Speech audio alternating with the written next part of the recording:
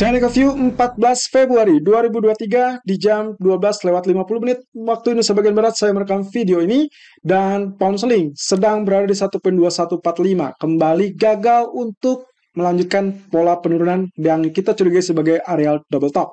Oke, kita lihat lebih dulu. Areal double top yang dimaksud lagi-lagi terhambat dengan penutupan candle yang ternyata cenderung bullish. Bahkan candle tersebut justru lebih tinggi daripada candle bearish sebelumnya, sehingga dia completely memakan semua badan candle black. Apakah ini pertanda bahwa potensi dari double top akan sama sekali buyar atau tidak akan terjadi? Ya, kita tinggal tunggu saja minggu ini, karena bukan hanya inflasi Amerika, tapi juga inflasi Inggris yang akan dirilis besok. Nah, kemudian secara kasat mata, kalau Anda perhatikan level kenaikannya, sebetulnya tidak mengganggu dari pola penurunan yang sempat tercipta di minggu lalu. Jadi dua candle hitam ini sebetulnya belum ada gangguan yang cukup berarti atau signifikan. Tapi hal tersebut akan berubah jika ternyata nanti malam pergerakan untuk data inflasi Amerika membuat US dollar tertekan. Dan itu berarti yang harus kita pantau lebih lanjut itu adalah areal high yang tercipta di tanggal 3 Februari. Yaitu berada di 1.22640. Artinya, selama dia tidak tembus dengan atau di atas area 1.22640, maka dia masih tetap kecenderungannya bisa kembali tertekan turun. Artinya lagi, zigzagnya sebetulnya seperti demikian. Nah, masalahnya adalah apakah data inflasi memungkinkan untuk terjadinya data yang lebih lemah? Karena diperkirakan awal tahun biasanya inflasi cenderung tinggi. Sementara kalau kita perhatikan dari grafik H4-nya sendiri, potensi penurunan kemarin gagal untuk melanjutkan di bawah 0%, malah dia nyangkut atau tertahan sedikit di bawah 23.6%. Lalu kemudian yang terjadi berikutnya adalah kondisi dia kembali ke 38.2% atau bahkan sempat mengalami tekanan dorong hingga kurang lebih 50%. Nah, sekarang pertanyaannya adalah apakah nantinya kenaikan tersebut akan dihambat di 50% kemudian berbalik turun, atau justru dia lanjutkan kenaikan menyimpang sampai ke 1.22319 di mana hal tersebut adalah FR 61.8%. Tentunya yang sangat diharapkan untuk mematahkan potensi double top yang ada di daily maupun weekly adalah penembusan di atas 61.8%, sehingga itu akan sangat berpotensi mengganggu atau merusak pola bearish. Nah, sementara yang diinginkan dari pola double top adalah meskipun terjadi koreksi-koreksi seperti ini, maka selanjutnya dia akan tetap rejection untuk mulai penurunan. Ya, saya rasa nanti kita akan tunggu saja apakah level tersebut akan ditembus apa tidak. Minimal 1.21800 ya. Tapi untuk hari ini dikarenakan candlestick bullish yang ditutup kemarin, maka skenario kami sebetulnya hari ini mengharapkan untuk lakukan buy di 1.20800 ataupun 1.21000 dengan target 1.2160 ataupun 1.2220. Dan itu nampaknya belum tercipta sampai detik ini karena level low masih tertahan di 1.21310. Nah, sementara itu kalau kita perhatikan dari grafik crude oil, kemarin betul-betul saat kita live streaming, kita sempat mengatakan saatnya buy dan itu betul-betul terjadi sampai spike ke kisaran ini. Ya, ini adalah level 80.58. Tapi apa yang terjadi berikutnya di malam hari ternyata terjadi penurunan. Dan perhatikan, areal yang saya tandai sekarang, kalau kita lihat dari sini, puncaknya kecenderungannya membentuk areal higher high. Sementara kalau kita perhatikan dari RSI, kecenderungannya dia relatif flat. Sehingga kita kemungkinan melihatnya sebagai sangat wajar untuk potensi koreksi turun. Dengan demikian, kita masih bisa mengincar buy karena secara keseluruhan juga kita masih tetap mengamati ini sebagai potensial inverse head and shoulder. Jadi diharapkan atau sangat-sangat diharapkan tidak terjadi penembusan di bawah level 78.29. Nah, apakah itu diperkuat untuk daily chart-nya? Kita lihat di sini daily chart ditutup dengan bearish candle. Yang saya khawatirkan adalah hanging man ini membenamkan kembali potensi yang ada, sehingga kemungkinan ini bisa saja terjadi penurunan. Tapi bisa gagal apa tidak? Sangat bisa. Dia akan gagal, pola tekanan akan gagal kalau dia berhasil lewati high kemarin, yang berarti itu adalah level 80.58. Nah, itu sebabnya untuk hari ini kami lebih mengincar area buy, karena kemungkinan posisinya dia akan relatif sama dengan kemarin dan kita masih tetap dalam kecurigaan inverse head and shoulder di grafik K4. Jadi buy on dip 78 ataupun 7820 Sampai saat ini level terendahnya masih tertahan di 78,97 ya, dan running price sekarang berada di titik tertinggi 79,36. Nah, kalau memang ternyata ini benar, maka Anda boleh dapat harga yang terbaik untuk lakukan buy di harga murah. Lalu kemudian target pertama 79,20 dan target kedua 80,20. Tapi hati-hati, setelah mencapai level 80 seperti biasa saya ingatkan untuk exit lebih dulu, karena yang terpenting adalah data inflasi nanti malam. Itu kemungkinan bisa juga menekan terkait dengan tingkat permintaan.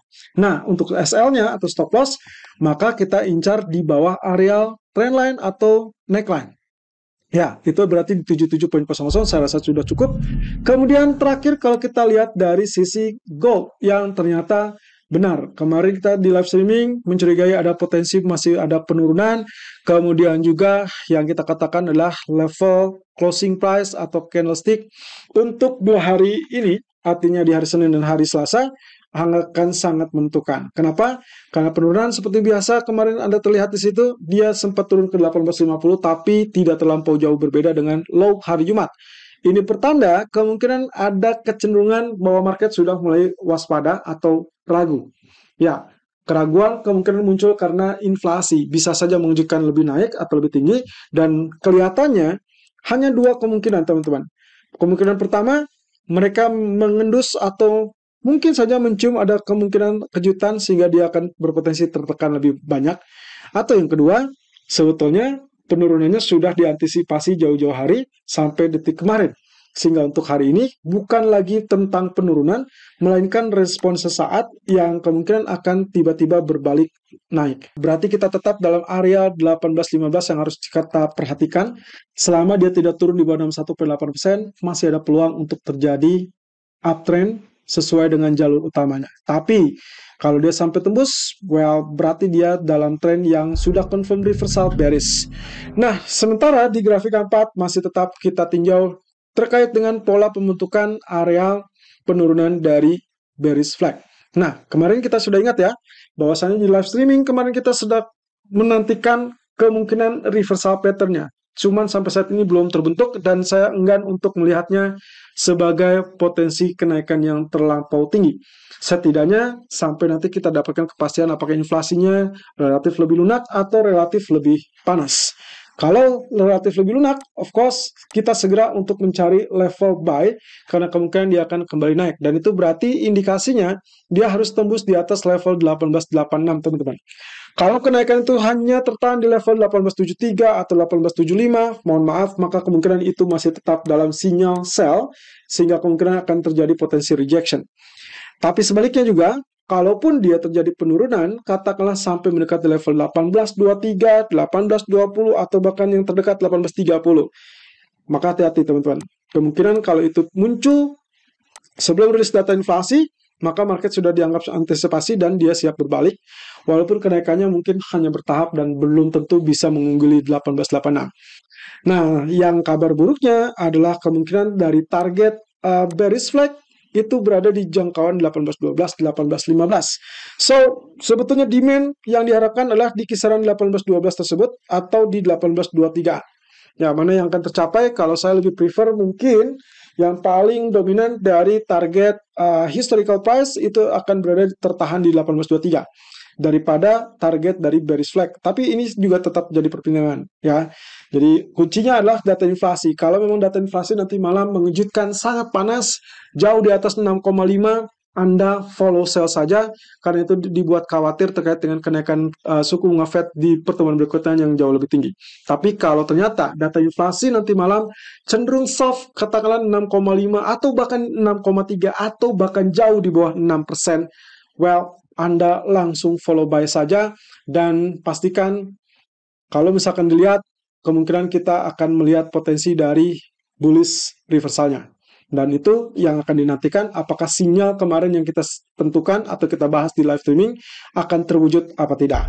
Nah, berdasarkan grafik H1, sebetulnya polanya sudah ada tanda-tanda dia sudah membentuk pola falling wedge. Walaupun terlalu dini untuk mengatakan bahwa dia akan berhasil ya. Jadi sebetulnya sekarang sudah bergerak di area resisten.